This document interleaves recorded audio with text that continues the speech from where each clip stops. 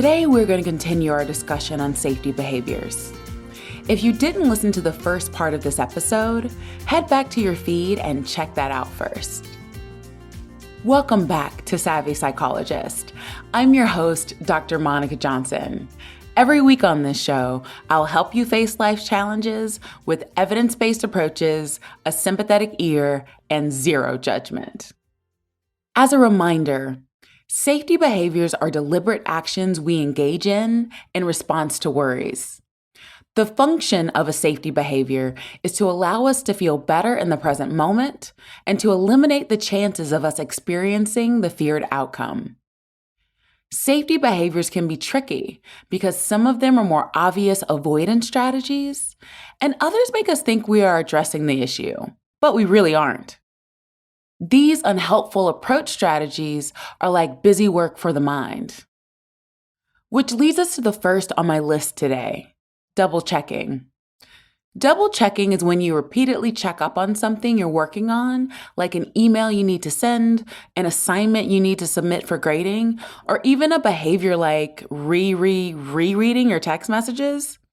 Sometimes it's a preemptive behavior, and other times it's after the fact. How many of us have reread texting chains to reassure ourselves that we didn't say anything stupid?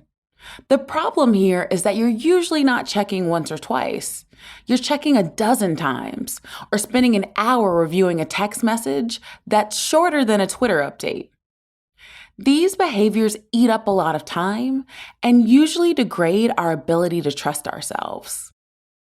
Speaking of not trusting ourselves, the next safety behavior is excessive reassurance seeking. Pay attention to the word excessive. It's normal to check in with trusted others to ensure we're making the right choices, particularly when it comes to major decisions like which job to take or which college to attend. However, are you the type of person that needs to get everyone's opinion on just about every subject? Are you akin to a YouTube interviewer that walks up to folks on the street and goes, "What do you think about my outfit?" Many times these safety behaviors are trying to remove all uncertainty or ambiguity from a situation, and it simply isn't possible. I could ask 10 people about my outfit, and 3 people could be extremely neutral or negative about it. When you engage in excessive reassurance seeking, anything less than 100% is often not enough. And the 100% only counts if you can poll a representative sample of the global population. If you need that much reassurance, you will never learn how to be comfortable with the unknown, and you might burn out some of your support system. Now, you may be asking, "But Dr. Johnson, what do I do with this intense, gnawing sensation of the unknown chipping away at my sanity?" You sit with it. Meditation is great for this, so go check out the Savvy Psych meditations I've led here on this podcast.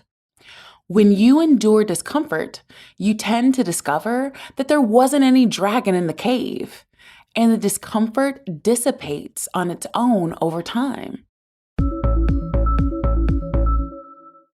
Next up, we will talk about procrastination.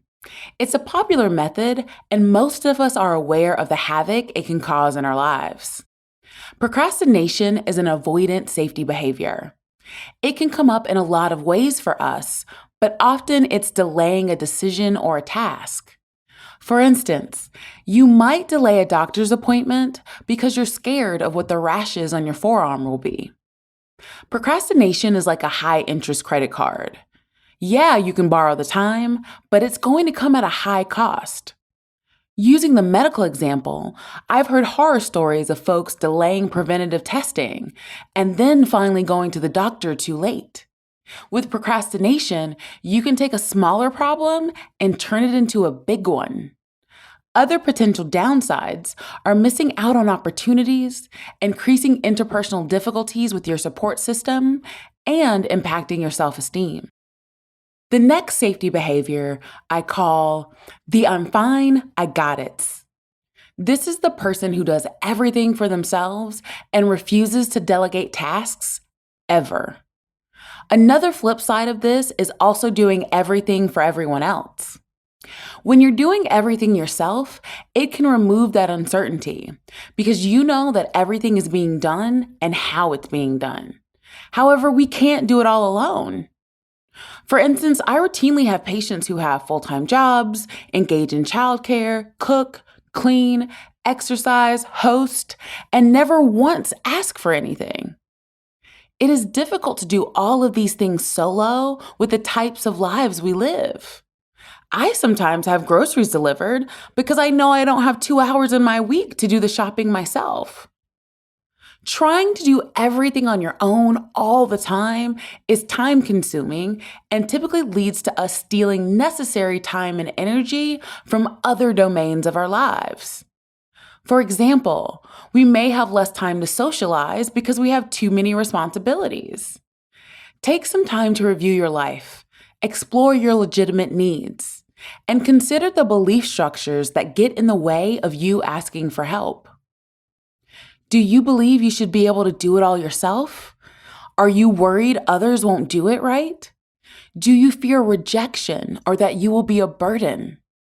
Whatever it is, you are not fine.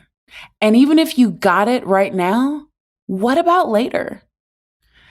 Everyone has needs, and it's okay that you do too.